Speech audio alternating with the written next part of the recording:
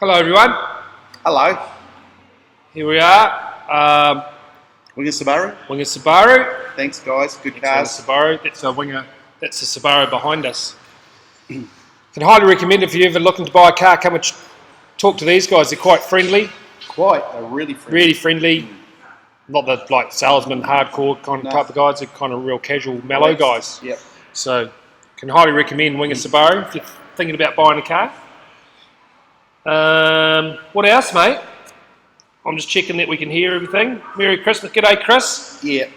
If everyone just give us a thumbs up, let us know they can see and hear us, because there's always a few issues sometimes. Here we go. We Hear like to myself? explore them, eh? Like the variety.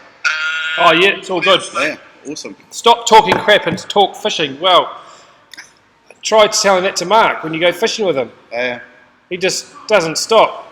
He reckons sometimes he runs out of words, but you don't stop Thanks, talking. mate. Well, You don't really stop talking, mate. You actually put me in a position where I have to, because quite often you'll just walk away and leave me to it. And I go, well, if I don't say something, then no one will. Yeah, true. Shall I do that now? I'm going to do it too. That'll make a pretty good talk.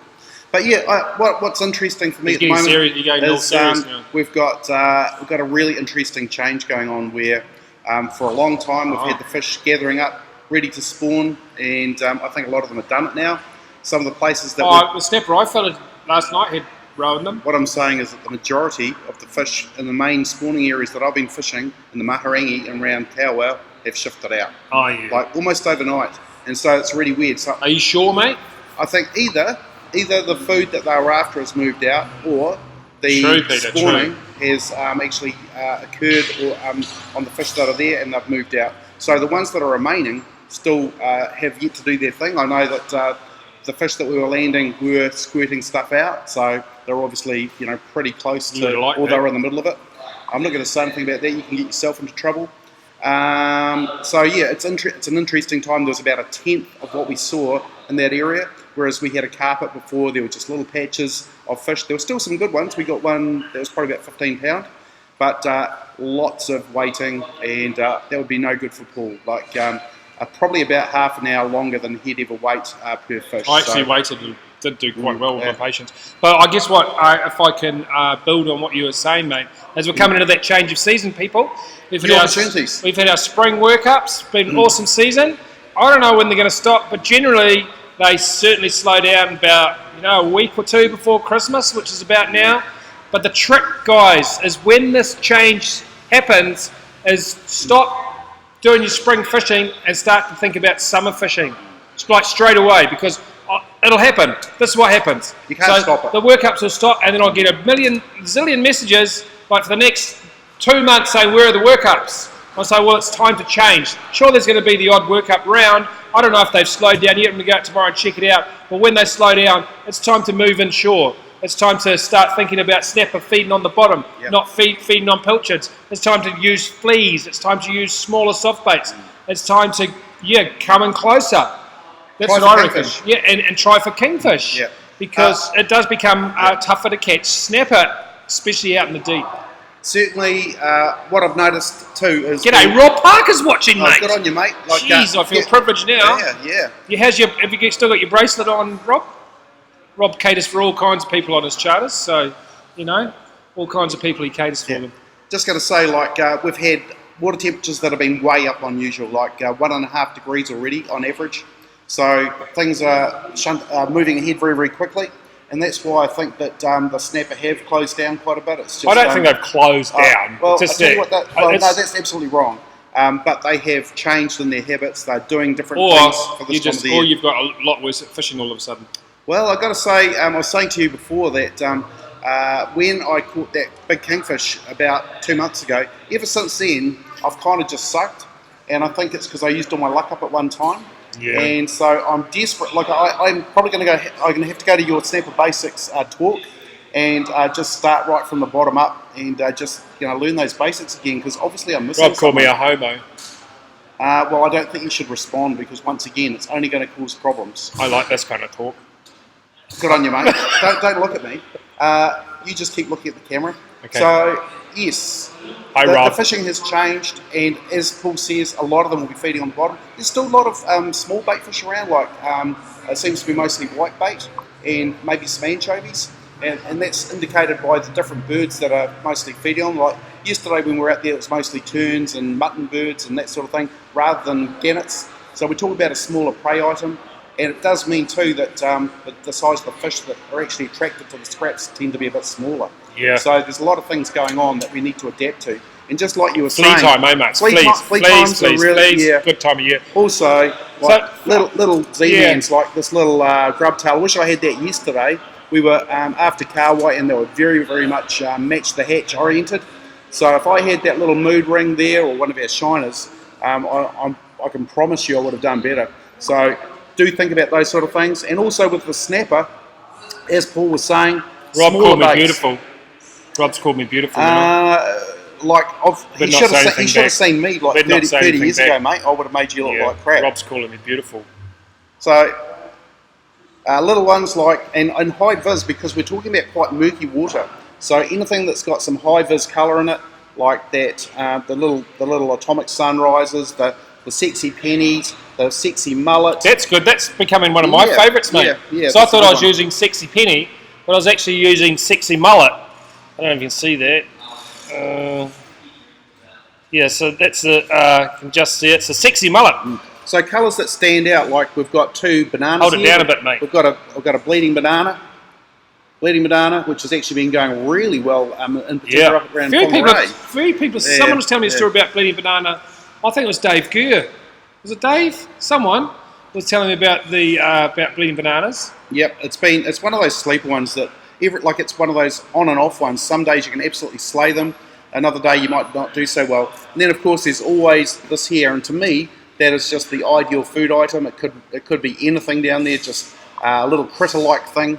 And because it's got lots of movement with that little wiggly tail, you get a lot of fish. One thing I will say is that this time of the year, because of the small snapper around, you do go through some Z-mans. Like I'd hate to think about some of the more fragile lures out there, Because all the little fish. because they just rag them with their little sharp teeth and they just lacerate it. Yeah. Especially when you strike and they're hanging onto it with those little sharp teeth, and you actually just shred them. Yeah. So it's Can I one of the just only talk about? times. Can I talk about dragging? What are you, mate? Just Yeah, dragging for a little yeah, bit. go for it. So what would so now that the snapper, they're not coming up off the bottom to feeding these bait fish as much anymore. So when you start catching snapper, there's no bait fish around. You can think to yourself, oh, they're feeding on the bottom, but like a herd of cows in the paddock. So they're just every now and then. So this is what, when we say dragging, we're using a small soft bait.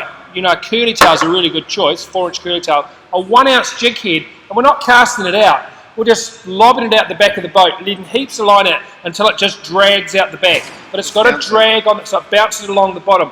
The way you can tell you've got it right is when you can feel your rod tip like going dit, dit, dit, as it's bouncing along the bottom. And that's because the snapper are like that, feeding with their heads down, their tails up, and they're not going to see anything, a lure above them. They're only going to see that things get dragged past them. So you've got to keep it hard on the bottom, big jig head, small soft bait, and loads of secret sauce. If you get drag juice, that's the best one for dragging. Because isn't that like a mixture of crustaceans and Yeah. shellfish and stuff like that? Yeah. But the bouncing of your rod tip, it does actually feel a little bit like bites to start with, but it's also an indication that it's hitting what we call striations, which are the ripples in the bottom of the ocean. Yeah. And they're there because the current is causing it. So if you're actually, all you're getting is just like a more smooth bouncing, either you haven't got the angle right of your jig head, or there is no striations, which means there isn't much of a current. And it does mean that you'll get fewer bites. So you are looking for striations, and to also get an angle behind the boat that allows it to bounce. Yeah, it's quite an art to getting dragging right. Like if you're not feeling that tick, tick, tick, play around with your sea anchor. Maybe you have to pull your sea anchor in. Because if you go too slow, if your boat's going too slow, your lure can actually catch up to your boat and it doesn't drag out the back. It just kind of rolls across the bottom. So you've got to have tension on your line and feel it going, because if you get it wrong, you don't catch hardly anything. But if you get it right, it can be really fantastic. And wind and current going the same way makes a huge difference as well. That's why Mark and I went out yesterday. You may have seen us, we kind of struggled a bit because we were expecting a northerly wind and an incoming tide. In the inner harbour, we got there was actually a westerly wind in the inner harbour, but a northerly wind out at Ringitoto. So it was a bit weird. But that's what mucked us up. We had wind against tide, and that tends to make dragging a whole lot harder. So, you know, incoming tide with northeasterlies, outgoing tide with southwesterlies. Pick those times for dragging, and it's normally the last 2 hours of the tide is when you get the most bites. So last 2 hours incoming tide, last 2 hours outgoing. That's when you should target those times to be dragging. And you know the good places are, you know, Devonport Naval Base, the Ferry Wharf Containers, that area there, and then out off North Head, there's some good dragging areas there. But just summertime fishing, dragging can often catch you way more than casting forward. This is a different ball game as we move into summer. Small lures, lots of secret sauce, hard on the bottom. That's why fleas work so well. So our fleas have been around for 2 years now, since about 2017 we launched those. And just, you know, when you're looking around for tungsten lures, just remember ours have owner hooks as well. Yeah. They might be tiny, but they're mighty. They're the best. So the best hooks. Yep. And just little movements or just slow lifting and droppings, because if you work them too hard, the fish just lose sight of them. So little is better. And you can actually cast them out like a soft bait if you want to, jiggle them back along the bottom. You can put them in your rod holder and just have them bouncing along behind the boat, just like you would with the soft bait. So try all these things. As Paul says, at this moment, dragging can be better than any other way, and you'll find around that Christmas time it becomes even more so. It's almost a waste of time some days casting up ahead, but I always like to incorporate it at some stage, because sometimes you'll find that they just change over to a different technique for whatever reason, and then go around to dragging behind afterwards, because that way you incorporate both ways. Well, here we've got to take notice, because Rob Parker, for those of you who don't know who Rob Parker is, he's a famous snapper charter skipper who runs out of Hohora, and he catches a lot of big snappers. So if you wanted to treat yourself to a fishing trip, I highly recommend you get hold of Rob and book him in, because he's very busy. But if you want to target a giant snapper, a big one, he's the man to go with. And so this is why I put this up, because I always take notice of what Rob says, because he's out there all the time doing it. Bleeding Banana Paddle Tail, which, funny you say that, because I have seen the Bleeding Banana Paddle Tail do really well in the far north, Rob, and New Penny. So thanks, Rob. So from the far north, those are the colours that are working. He said something a bit naughty again. What do I say? What do I say? Probably not. I better not say that. What I love about Naughty Rob is that here he is, probably acknowledged as probably being the best in his field, and he uses our product. Exactly. That tells me a lot, and that's why I'm on board too, because there's just some really good gear out there that we sell and distribute. And Rob does dragging as well, mate. We've been up there, and I think when we had that competition, you versus me, you were doing all your fancy casting, and I dropped it. Rob said, just drop this down, and I kicked your ass again, mate. Actually, I've got to say, probably in the last 2 or 3 times, I've lost my mojo. I'm going to find it again, so I think you should make the most of it while you can. But as far as dragging's concerned, the other thing that people make a big get wrong is just moving the lure around too much. It's a relatively sedate sort of a movement. You're not jiggling around too hard. I try to just sort of jiggle around with the motion of the boat, and when they bite, instead of striking hard, I will show you a few spots in a minute too, people. Just start lifting, and when your rod pulls down harder as they grab it and commit to it more strongly, that's when you whip the rod up and set the hook. But you can drag with fleas as well. I've dragged with fleas quite successfully, and sliders. Let me just show you a few. You just keep on talking for that, buddy, and I'll see if I can find my... The only thing I wanted to show was actually... you show something then. Because... so I know people want to know where. This is dear to my heart. And these are... I've actually been using these, and they had carwow blood all over them yesterday, so I'm really pleased. Where's my ones, mate? I don't know. I don't know what you did with yours, because you lose all your stuff.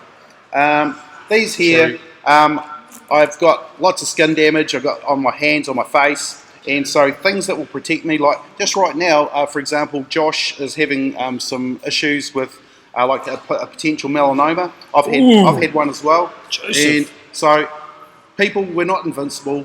Make sure you're well protected. That's why I've got. I really urged Paul to go and get some of these made. They'll protect your hands. They're still nice and light and stretchy. They come in 2 sizes, and it just means that your hands, which are constantly getting hammered by the sun, later on, you're not going to regret it. Also gives you some protection. And just saying that, I just had a friend who just called me and said he's had to have some stuff cut out. And so, you young guys, start doing this stuff, because when you get older, if you haven't been protecting yourself from the sun, you are going to regret it. So, highly recommend, especially your hands, because they're always out in the sun all the time. So, I'm definitely going to start wearing them. So, you got reinforced bits there to go and handle any of the tough stuff. I mean, kayak was because of that as well. It's specifically made really for lure fishermen, because your bait does, tend to make them get a bit whiffy if you don't wash them properly after each time. But they will fit, you'll be surprised with what different hands, shapes and sizes they'll fit. Yeah. These ones here are small to medium, and I find they fit me really well. Yeah. And then there's large to extra large. They go really, really nicely. We've got little tabs to pull up onto our hands, and also to take them off, we've got this little tab here it's a little tab there that we tend to hang onto there, and both those things really help with putting on and removing your Hey, you got a bit of a challenge here, mate. Look, good on you, Joseph. We'd like it when you people type things as. You need Joseph on board, and you're going to beat both of us. You could well do, Joseph. Yeah, you might, mate. You might at the moment. You might be me at the moment. You'll probably beat Mark quite easily. I'm going to come right, but at the moment I'm a bit dodgy. And Sangwook, he's one of our good fans. Yeah, G'day, Sangwook. He wants to know if they come in Michael Jackson white. The gloves. We'll get you some special ones if you want. Yeah, we'll get. If you will buy like 800 pairs, we'll get some done for you. There might be a huge run on them. So, and we've also got what we call gaiters, which is just something that you pull over your head, pull up. I'll do it, mate. I'll put it on. Yep, and you just find that it means that you've got your face covered, your glasses are here, your cap's here, nothing's showing, and that really improves you. But the great thing is you can actually pull it right up over your hat if you want to, and also have it forward just like that. Yeah, because I wear it like that. I have actually. You do look like a washing woman, but a couple of times I've actually had I lost my cap, and I've actually had it right down like Kenny on South Park, and it's just kept me still protected. So yeah, they're really fantastic. Two different colours, blue or more neutral grey, and as I say, good prices, mate. Like these are, we don't tell the people what to put on their retails, but they're going to be around about $40 for the gloves and about 20 and 40. about 22 for the buffs. So you can protect yourself at a good price, and I'm really stoked with how they've turned out. They'll really help you, and they're also really functional. So here's from our mate Joel. So he has been speed jigging these big giant baits for kingfish. And, you know, as we come into summer, it comes to kingfish time, you're not doing well with the snapper, have a go at kingfish. Drop these to the bottom and wind them up. They swim really well. These are a good kingfish bait now, a good alternative to, like, stick baits. Because when you think about it, a stick bait, great fun, great lure, but you're only going to catch them when the kings have come up to the top feeding on the surface, which it doesn't happen that often. They spend most of their time below the surface, feeding below the surface. So if you're not covering the whole water column when you're fishing for kingfish, I reckon you're missing out on quite a bit. Like, you know, when we go out live baiting for kingfish on some of the long-range charter boats, you're always putting big sinkers on, dropping to the bottom, or just about to the bottom, to get the kingfish that are feeding not very often on the surface. Yeah. What I love about that, like I actually put it there because I did want to discuss it. You hijacked it, which is fine because I've spoken too much already anyway. But yeah, I put it there because there's a lot of structures out there right now. As Paul says, they're not always up on the surface. And not only that, but you get a few swirls and stuff behind your stick baits sometimes, and then nothing.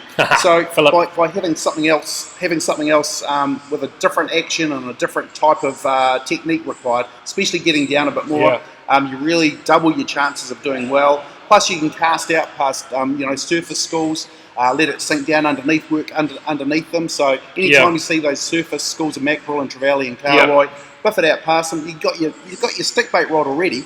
You can just go and whip it out past there, work it underneath, and they're just magic. So any schools. And you know that? Did you see that video that Michael Walkley and his brother done? That horizontal jigging? Yeah. So, I used to do that all the time with my raider, mate. Yeah, and I used to see that happening in America quite a lot. Guys doing that in shallow water. So it does work, hey? And it makes a lot of sense to me, that type of jigging. Just making sure that you've got the right rod. It just depends on how grunty your rod is. So which lure you use. Probably. I'm suspecting probably about 200 grams might be about all you really want to be casting out. Yeah, it depends on your rod, I guess, but it does get a real good action because it's so heavy, so it's dropping really fast and then pitching up really fast as well. So that is a good technique, and I do recommend you guys have a go at that horizontal jigging. The video's on our page if you want to go and check out, see how it's done. Yeah, it's really good to bring that up again. It reminds everyone that you shouldn't just see one sort of technique. Like there's a lot of different things that you can do if you want to. Yeah. And they particularly suit our acid drops very, very well. Yeah. So give them a go. Now, am I allowed to go and... Yeah, you plug your book. Right. So it's all about us. Yeah, it is. There's a hell of a lot about us. Oh, it's here now. That's good. Well, it's going to be just a few days. So I did this in conjunction with Joe Dennehy. He wanted us to do something that covered all the different types of lures popularly used in New Zealand, snapper and kingfish in particular, whether it's soft baits, whether it's stick baits, whether it's slow jigs, whether it's micro jigs, whether it's minnows, everything's covered. And I've got to say, I'm really stoked with just how...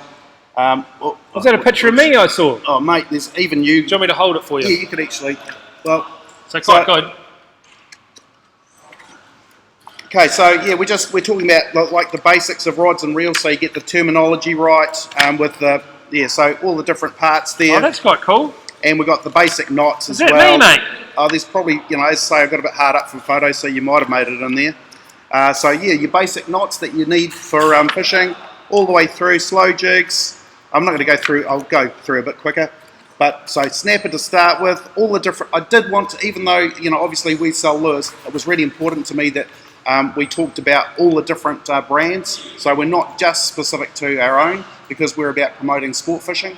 And so I'm really stoked that a lot of people got on board this, a lot of different companies. And yes, we do have a presence in here, obviously, but it's about promoting sport fishing and about lure fishing in particular. And we go all the way and Joe has done, like I've done most of the technical stuff. Joe has done recommended rods and reels for the different types of fishing. And we go right the way through, all the way through. Here we go, a lot of even kingies on soft baits, jigging, just all sorts of stuff, and all the way through to filleting and looking after your catch, respecting your catch, that sort of stuff. So $30. How do you buy it, mate? So these here, we're going to be selling them out of Ocean Angler pretty shortly, and so you can go and order them from your shops. They're $30, and I think that you'll be very, very happy. I mean, when you're looking at how a kilo of snapper is like $40, they're going to pay for themselves real quick. So. So you're saying if you buy this book, you're going to catch... it's a good investment, you're going to catch at least a kilo. Investment. Oh, mate, you only have to get 1 kilo guaranteed of fish to pay for it. Yeah, has it got a warranty on it? So mostly it's going to be through fishing shops. So just give us an indication of interest to your local shop, and they'll get some from us. And to say very good value. So yeah. Oh, well done, mate. Yeah, I'm really stoked with how it turned out, and they'll be available probably early next week. Sweet. What have you been up to, mate? Well, I guess it's the kind of Christmas rush. So I think you and I will be courier drivers soon, because all the couriers are getting backed up delivering our goods. So if any retailers watching, Mark and I do turn into courier drivers, probably in a week or so. We just drive around in our Subarus delivering goods to help with the courier kind of backlog.